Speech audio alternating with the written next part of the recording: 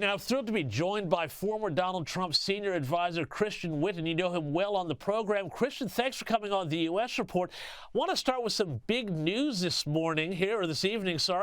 President Trump has confirmed that DOGE, the Department of Governmental Efficiency, hold on to your hats here, is going to be auditing the IRS for corruption and waste. Go you, good thing.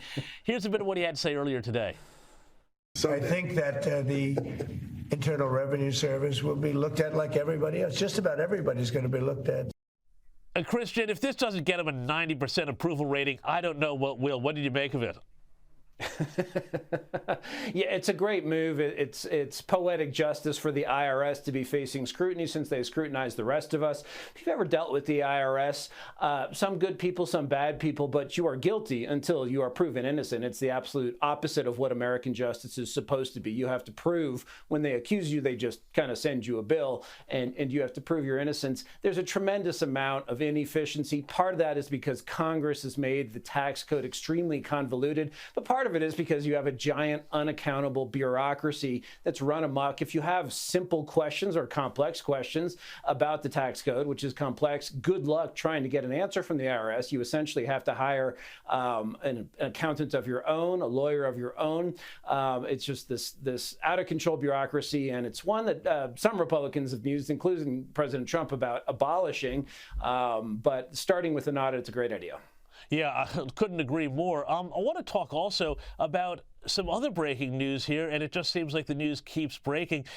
There has been an announcement now that Eric Adams, the mayor of New York, who recently had those corruption charges against him go away, well, he has agreed to allow ICE agents, Immigration and Customs Enforcement, to operate on Rikers Island, which is the notorious city jail there, to find gang members and other criminals who shouldn't be in the country anyway, to presumably get them out of the country.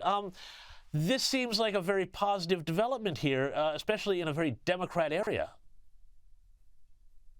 It is, and this is it's a key break between Adams and the Democrat governor of New York, Hochul, who's getting sued by the Justice Department for not cooperating with federal law enforcement, and New York's attorney general, who's an activist who indicted Trump on bogus charges.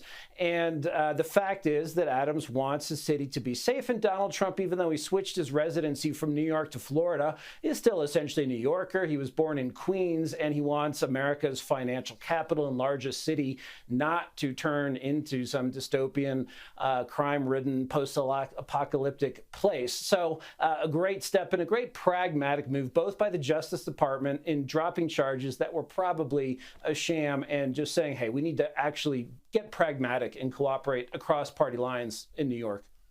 Yeah, and just on that front of migration, we're now seeing a huge trend apparently being reported that many migrants are actually starting to deport themselves and just simply say, you know what, maybe this isn't going to work out for us.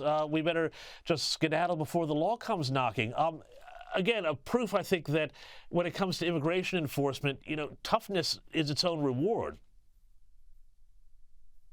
Right, and this is a smart move for them to make, too. And this was hoped for. This is the idea that if you start enforcing it on the bad criminals, if people think enforcement is coming and you want to come to America, it's much better to leave on your own and apply through lawful processes than it is to get deported, in which case your chances of coming back legally are greatly diminished. So, this is just one of the ways of which a little bit of good policy compounds into a good result. Just this toughness, the fact that there's a sea change, the fact that the bogus refugee claims. If you're, you have people coming. All right, if you're coming from North Korea, you're probably a refugee. You have a well-founded fear of political persecution if you're sent back to North Korea and defected. But if you're just someone who came from Venezuela because you want a better life, I mean, if I were from Venezuela, I'd probably be doing it myself. But those people are not political refugees, and the fact that those sort of sham excuses and exceptions are being done away with, and all this other messaging is causing people to think twice about coming here illegally.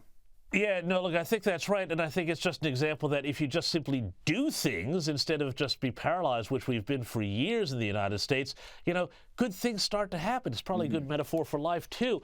But I also want to get your thoughts on further reports about FEMA, which is the Federal Emergency Management Agency.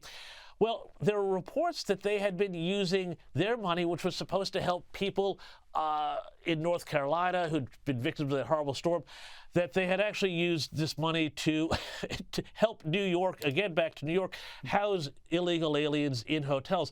Now, FEMA has come out and denied the story, but to me it seems like if the money's going to the agency, it's all fungible within the agency. The big theme here seems to be about getting the American government back to work for Americans and not people who either shouldn't be there or for people in other countries. What do you make of it?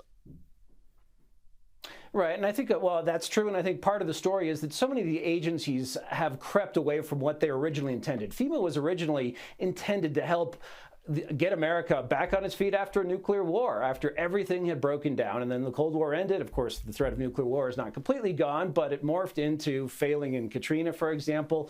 Really, disaster recovery requires some federal coordination. The leaders were always going to be at the state level, but FEMA probably should go away.